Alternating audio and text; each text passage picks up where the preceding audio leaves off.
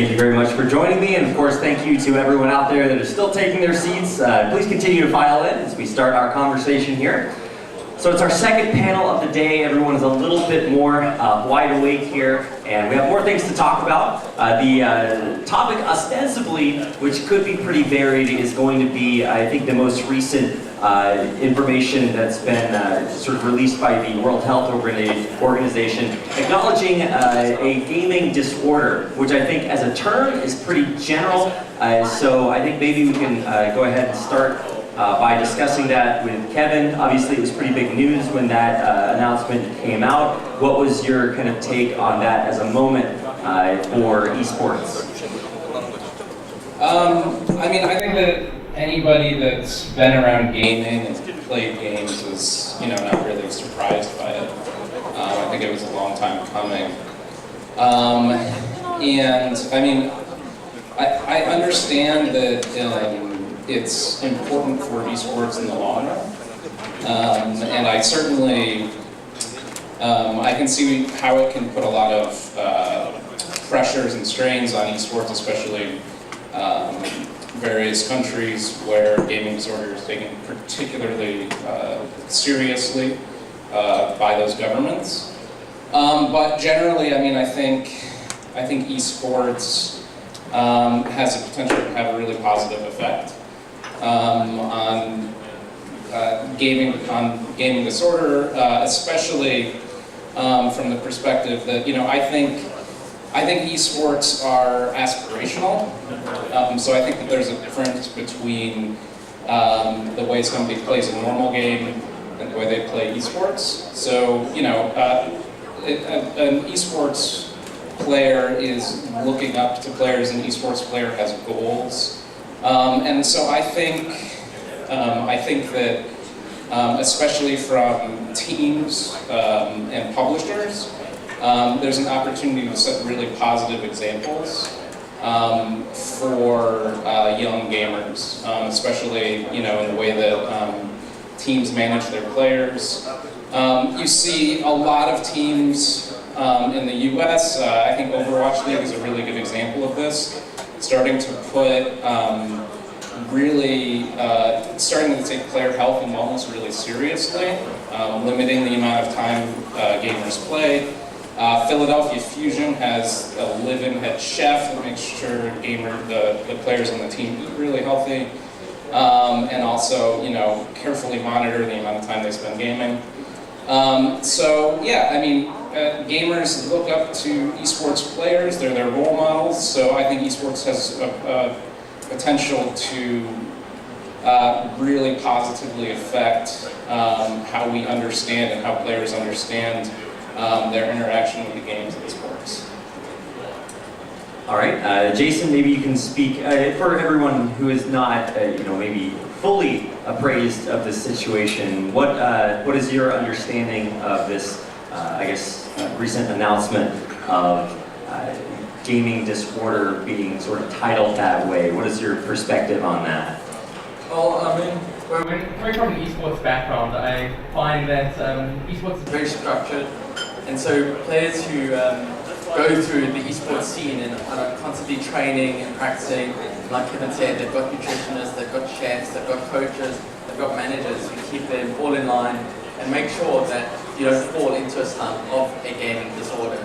So when it comes to your casual gamer, I'd say they're most likely to fall into a gaming disorder. But even so, you don't see it as much as I think it has been portrayed. I'm trying to downplay it, because I do think it's a serious issue. But it's not a huge issue yet.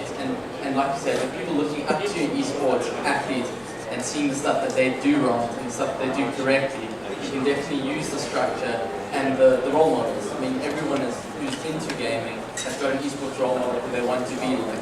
And with those role models, using their nutritionists, their coaches, their managers to keep the structure going and to be healthy, you can give a positive image to all gamers out there on how important it is to be a healthy individual into gaming.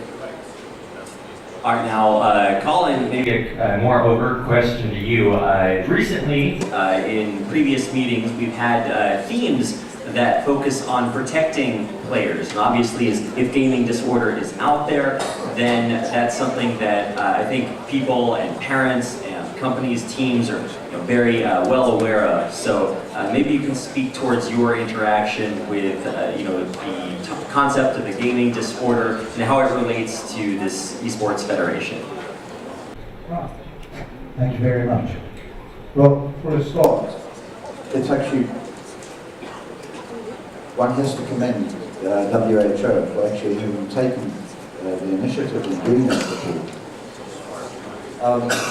From a point of view that international disease control is a vital issue, and this is of course part of that.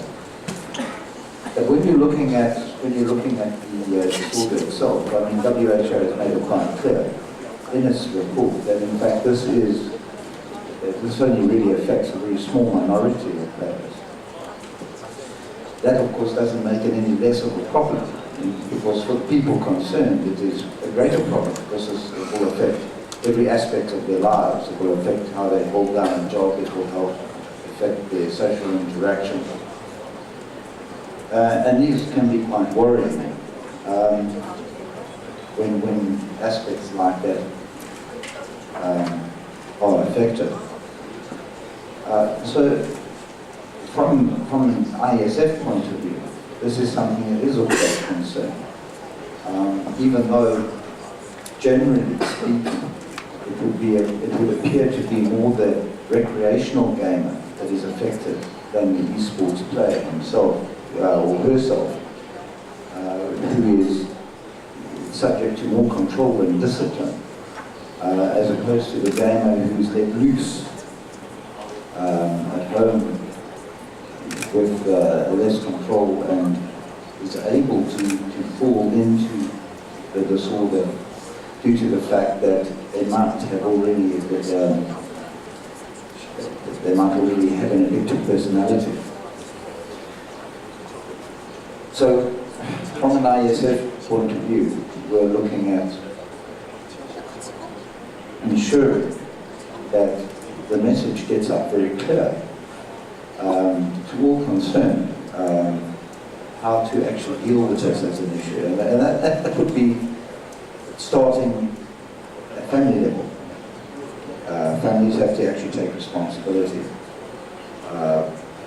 You can't be an absentee parent, although many parents can't.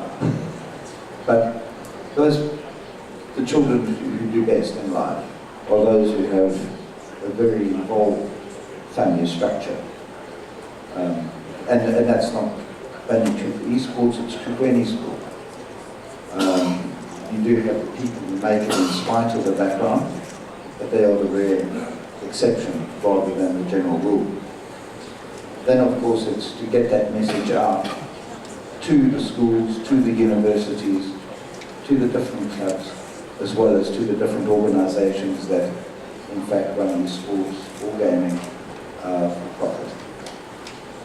Because it's actually in everybody's best interest that this message is taken to the final conclusion, because it doesn't benefit anybody should there be a growth in the disorder.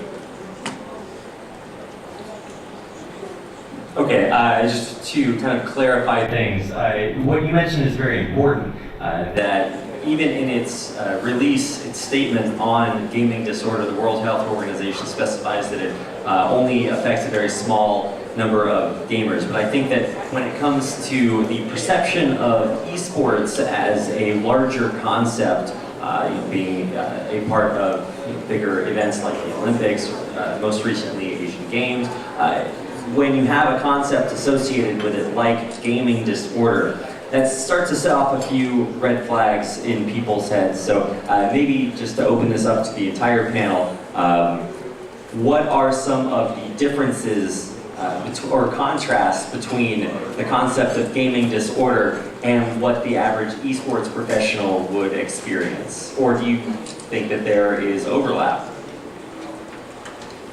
Well, I wouldn't think that there's overlap at all. Coming from a sporting background myself, I was never a particularly good gamer, although I like to dabble.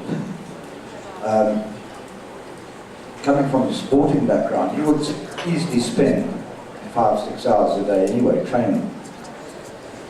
Everybody would admire that. People would say, look how well, you know, how dedicated the person is, look how committed the person is. I think it's rather a case of that eSports and gaming is such a new environment that people are nervous of it, especially the older generation. I mean, I remember when I introduced my son into gaming, my father-in-law said, oh, introducing my grandson into the work of the devil. And it's not. It's just that he didn't understand it. And that's what we're dealing with. I think we're living in a situation at the moment where you have people who don't understand it. They don't understand the commitment, the dedication that a top esports athlete actually has to put into the sport in order to be really good. And it's the same end result as what you have in many other sports. You don't have thousands of people reaching the pinnacle. You have a top few who get there. But you have a larger group who will commit themselves. So you're looking at that division of commitment and dedication as just people who are sitting there who cannot control themselves, who are addicted. And that's through an addictive personality, rather than being an overlap. It's actually also, I believe, more unlikely that you'll find an esports athlete becoming addicted from a point of view that an addiction would actually lead to actually a more unbalanced lifestyle, which means that he would not perform, he or she would not perform as well. If you had to take an athlete in any other sport, if they had become addicted to the sport, other parts of their life would suffer, which in fact would in turn affect their training and would in fact affect their results. If I could just add to that, I was training to be an esports athlete from when I was 16, and like Colin said earlier, it depends a lot on how your parents do it. So my parents always made sure my schoolwork was done, I studied for exams, I ate properly, I slept properly, and there was structure in my life when I was training. And if I had developed a gaming disorder, I would have got rid of all the other parts of my life to just play games. But I wasn't. I was still going through all the right motions and training. And there's a big difference between an esports athlete and a gamer in the fact that an esports athlete is training a lot of the time. And there's a common misconception amongst non-gamers and non-athletes that training is just playing the game, and it's not. You're going through set pieces to make sure you're the best you can be at the game.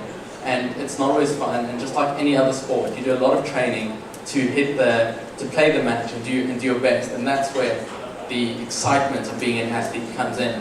And when you're a gamer, you're going home after a day of work, a day of school, you're playing the game, you're enjoying yourself, you're just having fun. And while there is less structure in that, while you follow the esports scene, there's only structure. There is no esports athlete out there who doesn't have a structured, balanced lifestyle, because there's no ways they can make it otherwise. So one thing that I would add too, I mean, I think that there's a common misunderstanding when it comes to esports. There's a significant parallel with traditional sports. With esports, there are physical injuries. Repetitive stress injuries are very common. And they've affected some of the very best players in the world in multiple titles. And so I think it really is in the best interest of the players and the teams to, as we've been saying, to maintain a healthy lifestyle. And again, kind of to go back to what I said at the beginning, the young gamers, the young players are aspirational. They view the professionals as role models. They want to be those players. And I think that the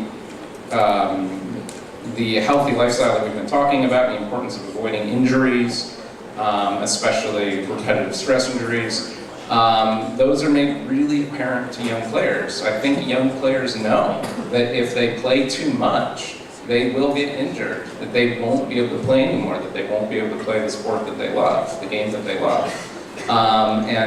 So again, I think that that kind of just rolls back into the fact that esports can actually kind of provide a very positive model for young gamers.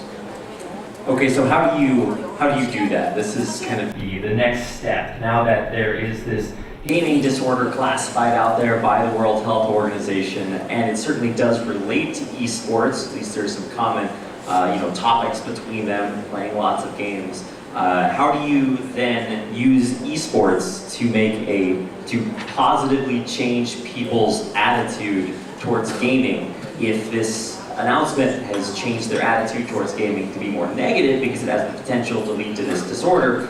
How do you use esports to positively change people's attitude towards gaming as a contrast? So I think there's one word for it, it's education.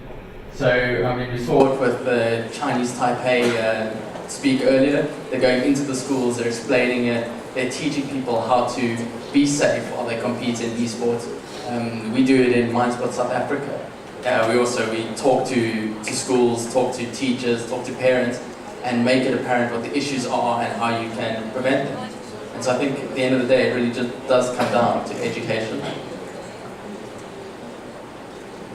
Well, yes, Jason's absolutely right about the education. But added into the education, you're looking at the concept of structure. And that's to ensure that there's proper coaching that's going on at every single level. So that in fact, you've got people who are trained to actually identify somebody who may be addicted in personality, so that you can actually give the corrective training and they give you the proper advice that that person needs. So you need to have the structures in place at every single level of accredited people who are competent to actually safeguard the individual, which is what you will find in actually any other sport. You can't just have people who come out of the woodwork to do it, because you really don't know who they are. And it's through the education, implementation of proper structures, and of course getting it out through the press that these procedures are happening, that you can actually change the attitudes. But this is one of the reasons why you see such a big growth, I believe, at the moment of esports at school level, is because principals, governing bodies have realized the importance of esports. I mean, there are a number of schools that are ditching traditional sports, the more expensive ones to maintain, in favor of esports, because this is what the children want, and this is how they attract, especially if they're a private school, new learners, and of course how they make their money. So you have to actually bear that all in mind in order to get this out. And the schools themselves don't want to be themselves associated with a problem sport. They only want to be able to sell themselves because it's their reputation. So from that perspective, you find that there is still growth at school level, even though there is the report, if there are the necessary procedures in place in terms of education, in terms of structure. All right, thank you very much. The concept of kind of differentiating the esport or the gaming addiction or disorder, specifically as it's classified, is something that I think is very important and involves a lot of education, like you were saying, Colin. But what are some of the, I guess, the biggest ways to support people who are going through this gaming disorder via esports? I don't know if you've dealt with this specifically in any of your individual disciplines, but how often do you interact with people who have gone through this experience? Is it comparatively minor? Is it something you see all the time? What has your experience been? I personally have I've never played alongside or actually met any other gamer who has gone through this addiction or this gaming disorder. But I think that's mostly because the players I interact with are esports athletes. So they've got the structure and education to not fall into that category. So I'm not sure if anyone else here has got a different experience to it. Just to put some perspective on how it might sound like a large decision when an entity like the World Health Organization lists this as a disorder, but because it is comparatively minor, I would say that specifically when it interacts with esports, the general perception here and I think elsewhere, and correct me if I'm wrong, is that it is kind of on the other end of the spectrum from esports, where there is a lot of education and regulation and information. I think just like Colin put earlier, it's almost like any other addiction. It comes from an addictive personality, and like family is important, parents looking after you, structure again, education. But I think you're right, it is on the other end of the spectrum to esports where there is all of this in place already. I mean, I'd also say that this announcement from the WHO was very recent, and I think it's worth noting that gaming disorder, as described by the WHO, is not particularly well understood. I mean, compared to other disorders like gambling addiction and things like that, it's just not. There have not been a lot of studies, so it's a very certainly in terms of classification, it's a very new thing, and so it's just kind of difficult to have firm conclusions about it. Right, it was only released in the middle of this year, and so there hasn't been a lot of opportunity to really do a lot of studies on it. But I do think it has already kind of started to have a little bit of an effect, just because the buzzword gaming is involved, and that's directly related to esports. So maybe, Kevin, what do you think the potential effect on the esports industry is from this announcement? Is it comparatively minor? Do you not think that it's a relevant effect? That's a big question. It's really hard to say. I think certainly, I mean, some countries are already taking steps to prevent kids, for instance, from playing too much. Tencent in China just recently started restricting game time of underage players, of young players. I guess they're not really underage. So, I mean, I don't think that it already exists. You know, it didn't. The gaming disorder didn't suddenly exist the day that WHO announced it. The industry has been living with its effects since the beginning, and it obviously hasn't held it back. I think that it could, the classification could make things, could complicate some things for dealing with specific governments. But for the industry as a whole, especially the private for-profit industry, I don't think it's going to have a particularly large effect. Okay, similar perspective from both of you, or any difference of opinion? No, I agree very much with the previous speaker.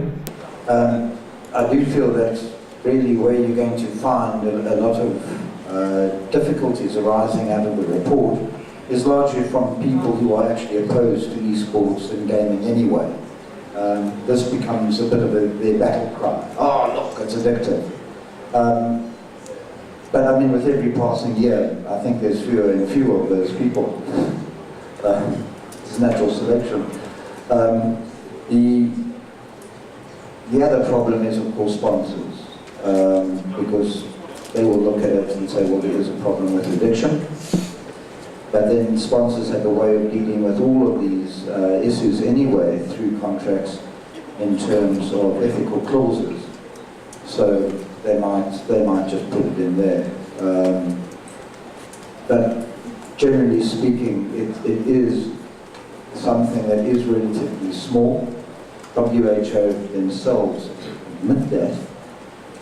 So there will be obviously in the years to come greater and greater work on it, which of course everybody welcomes, because it's nice to know what you're dealing with. And I think that's where we will actually have to relook at the whole issue when there is in fact a greater groundswell of knowledge. And that will certainly happen a little bit more over time. Obviously, like we said, it's a very recent announcement. So we've discussed a little bit about how the differences apply, specifically between somebody who has a gaming disorder-related issue and an esports athlete, and how maybe they're on opposite ends of the spectrum when it comes to their interaction with this concept of gaming. And maybe you got some thoughts on the potential impacts in the future and kind of where it is now, as maybe not a large contingent of the gaming population.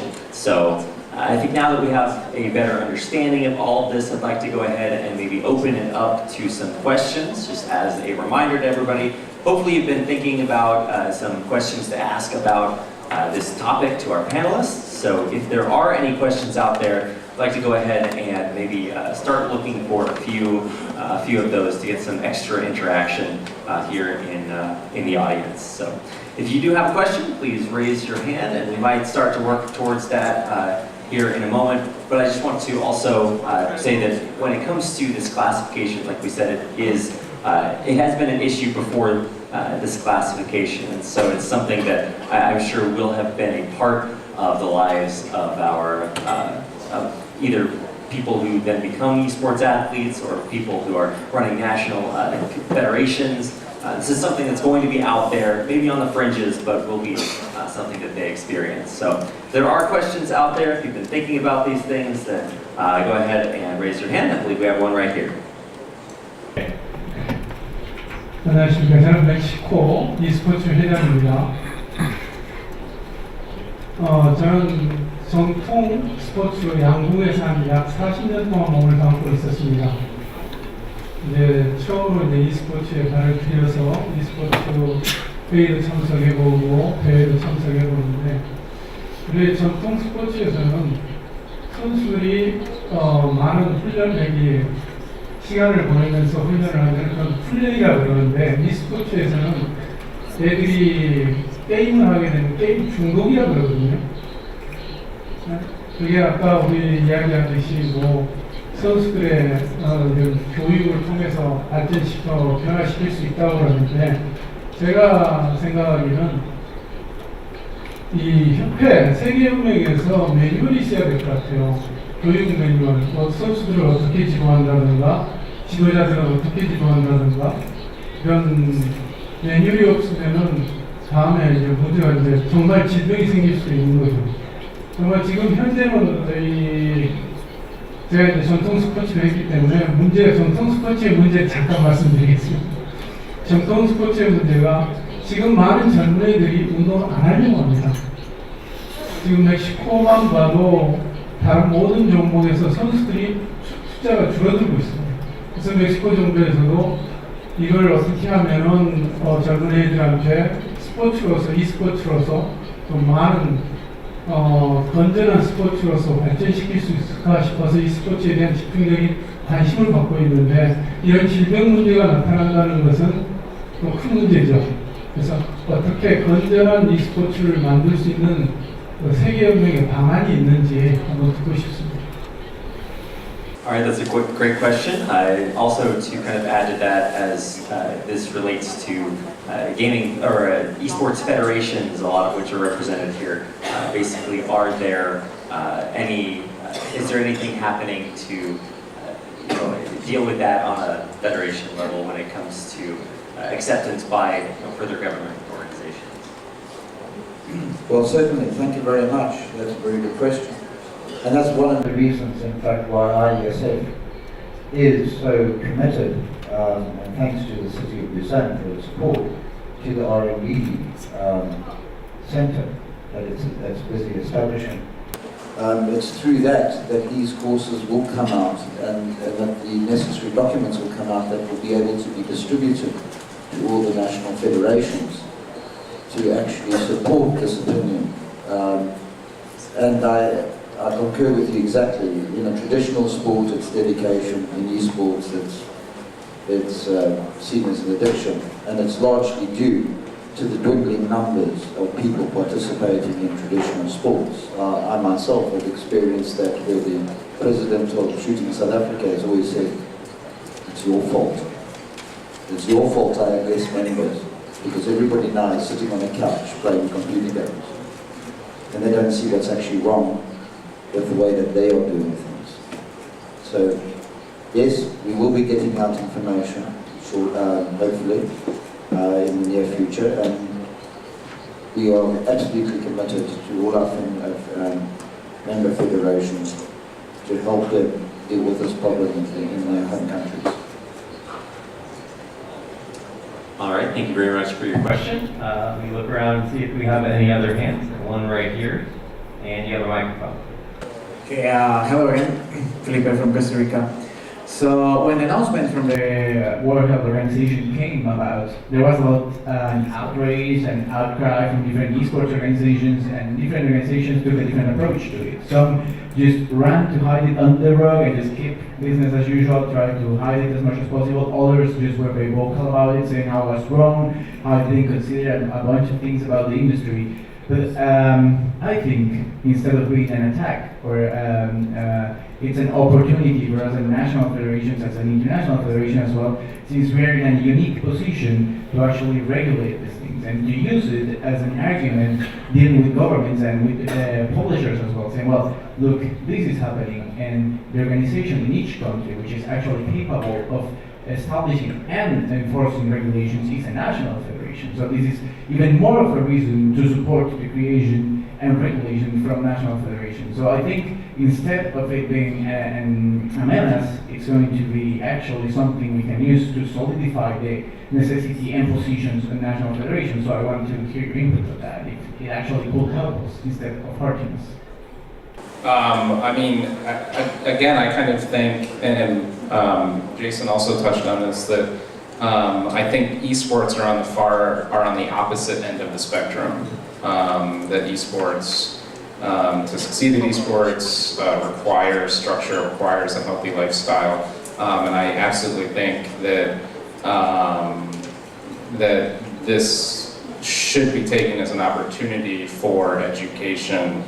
From esports organizations, from teams, from anybody in the industry, about what makes esports unique, about how it can have a positive effect on kids' lives. From my perspective, from a media perspective, we didn't get any emails from press officers wanting to talk about this from esports teams, from esports organizations. If organizations want to do that and want to reach out to media and want to educate people, they probably need to start doing a better job of that. All right, let me look around and see if there are any further questions. All right, one right over here. Luis from Argentina again. I wanted to continue on the trend of esports evangelists, the Messi of esports, Faker, and other role models. This is a question for Jason. How do you feel about being that person? What can we do from the member perspective to facilitate your message into our individual countries to alleviate undesired results of the practice and to educate for a more responsible practice? Okay, I think I understood your question there. So it's like what we can do to make our role models share the right message, and you particularly.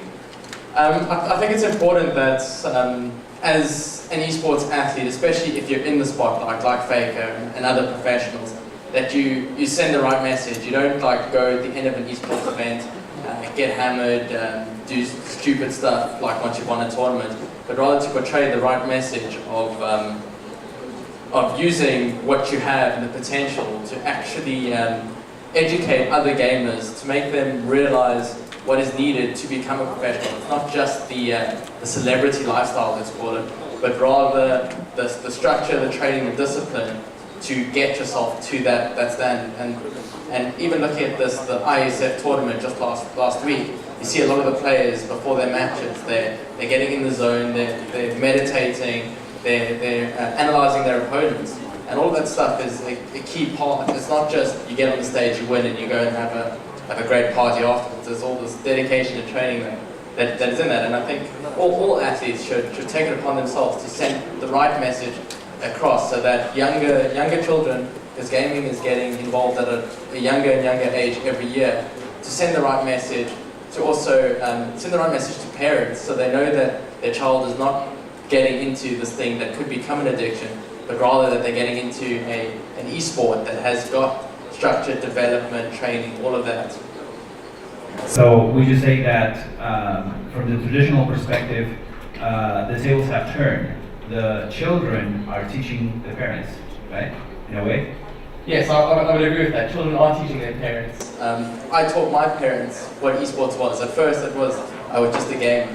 But as my parents saw the dedication and that I was actually training and not just playing, they realized that there's more to gaming than just gaming. There is this greater goal. Thank you. All right, I think we have time for maybe One or two other questions. Actually, it looks like we are running out of that time. I just want to make an announcement that I neglected to earlier before the question and answer session, is that after each panel, there is a seminar that is going on the 22nd floor. Each one is a little bit different, and one that's going to be going on during this period is about understanding and enriching esports. So there's an academic seminar going on the 22nd floor that happens immediately following each panel. So that's the topic of the one going on right now. I think we have maybe a couple more minutes left. So if there is maybe one more quick question before we close things down and head to lunch.